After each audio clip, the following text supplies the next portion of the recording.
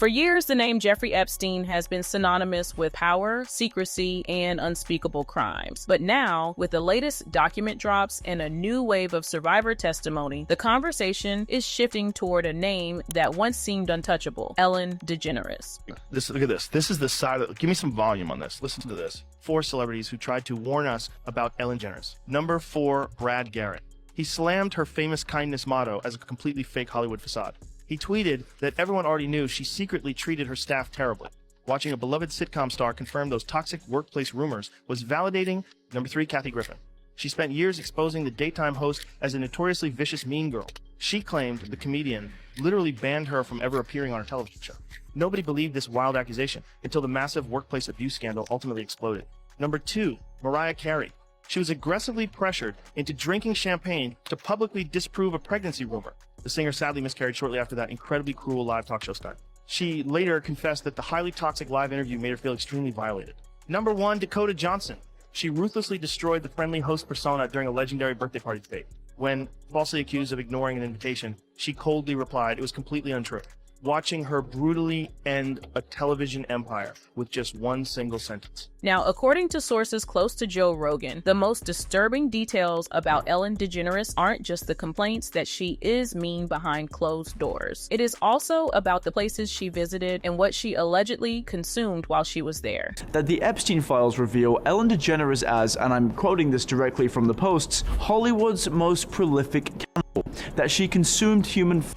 How many grown men email each other about getting pizza, or about how tasty the pizza was, or about how many slices you can slice a pizza up into, or how many people will be at the pizza party? Then there's another email. It stuck out to me because it has the word Red Hook in it. Someone was emailing asking if another guy can go to Red Hook for a pizza meal later. It turns out that Red Hook is the address of where Jeffrey Epstein's Virgin Islands businesses are domiciled. It's on the marina where you would leave in the boat to get to his island. And someone was emailing asking if another man can go to where Jeffrey Epstein's business is domiciled for a pizza meal. They're using food language in ways that does not square with how food actually gets eaten or talked about. I have this crazy idea that I will order pizza. And so if I do, I don't want it to go to waste. Who will eat pizza if I...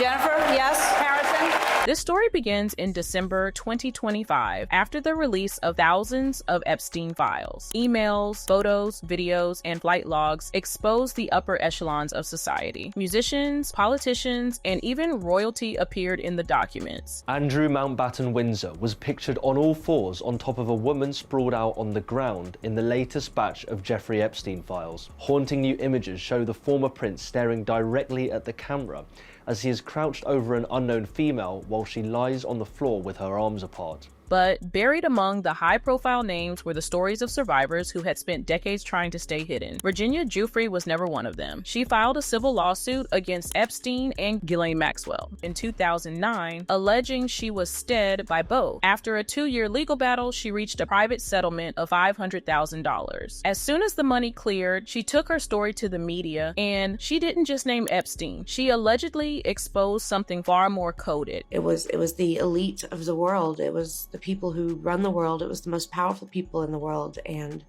those are our leaders. Those are the people that we are supposed to look up to. It's corrupt. It's corrupt to the core.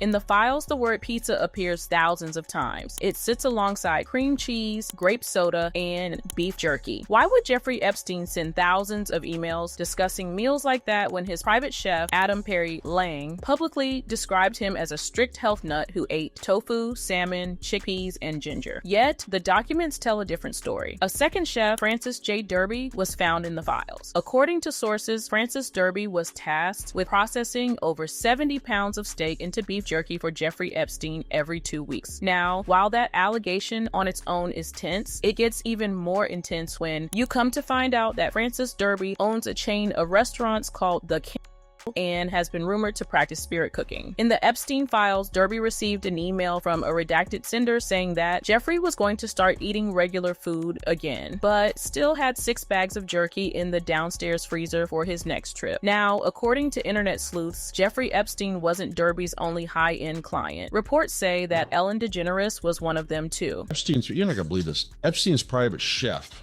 okay, his name is Francis Derby. He once worked at a New York City restaurant called The Camp.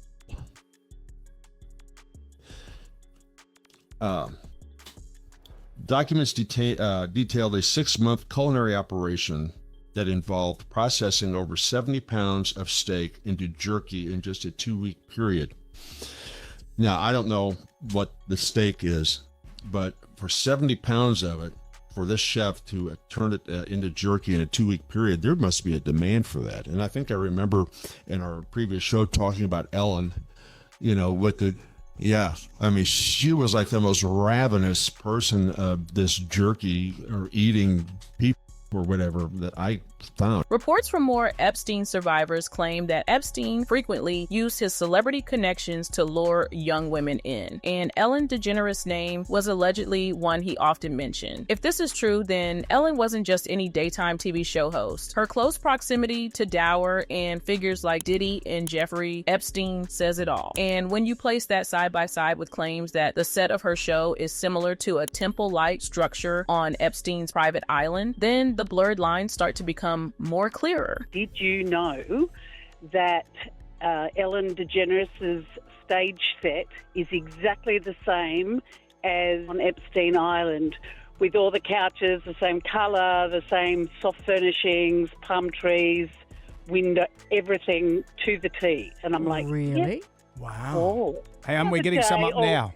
Getting some up now on our screen. Yeah, there's palm trees. You're right. But look Okay, at the backdrop behind her, I striped know. building. No, Emma, there's palm nothing trees. to see here. So don't berate her. I'm not berating, I'm just saying. I'm going to look further. But the most unsettling thread involves what these files suggest Ellen may have consumed. Survivors claim Epstein's inner circle frequently used food-related code words during gatherings. Pizza was not just a meal, it was allegedly a signal. Ellen's well-documented obsession with pizza has been replayed in countless clips, ordering it at the 2016 Oscars, sharing it with Jennifer Aniston on air, and making it a recurring gag on her show.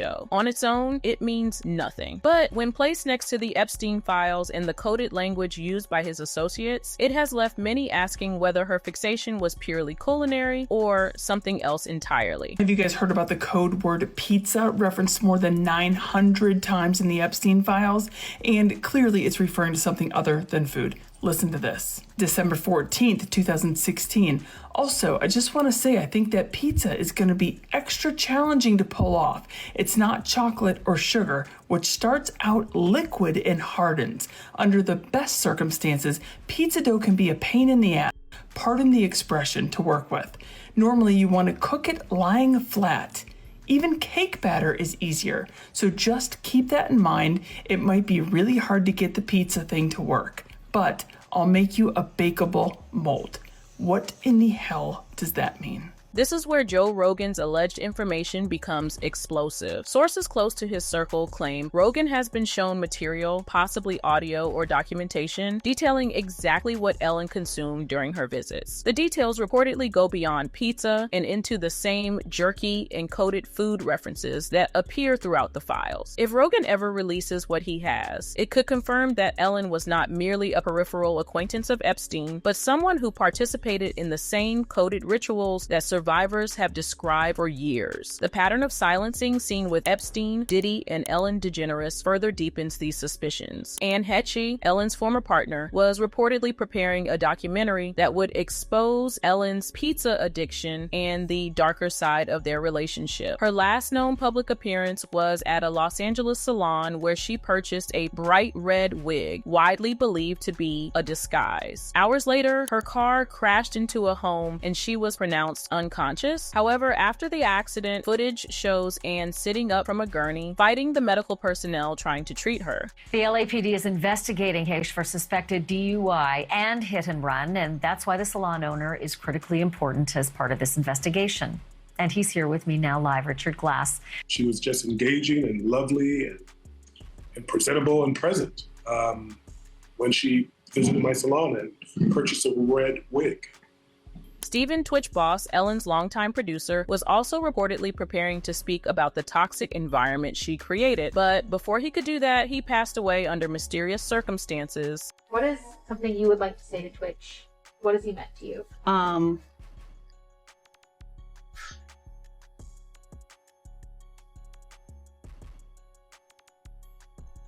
Well, I don't want to. Daniel Sayed, a French model recruiter who worked for Epstein, was found unconscious in Paris after going public. Jean-Luc Brunel, another Epstein associate facing serious charges, reportedly passed mysteriously too in a guarded cell, an incident investigators described as highly unusual. Each of these demises shares the same eerie quality. People connected to Ellen or Epstein who threatened to speak ended up silenced. Now, Ellen herself is reportedly on the run, allegedly battling a rare illness linked to prions, conditions sometimes associated with contaminated food consumption. So the irony is impossible to ignore. The woman who laughed and danced while serving pizza to millions may now be facing the physical consequences of the very habits that once seemed harmless. Joe Rogan has built his platform on asking the questions others avoid, and if the material he allegedly possesses ever surfaces, it could answer the question that has lingered since the files dropped. What exactly did Ellen DeGeneres eat at Jeffrey Epstein's, and what did it cost her? What do you think Joe Rogan has seen? Drop your thoughts in the comments below. Let's keep this conversation going because this story is far from over. And if you thought this was wild, click the next video to dive even deeper into the Epstein files and the names still waiting to be exposed. Thanks for watching and see you in the next one.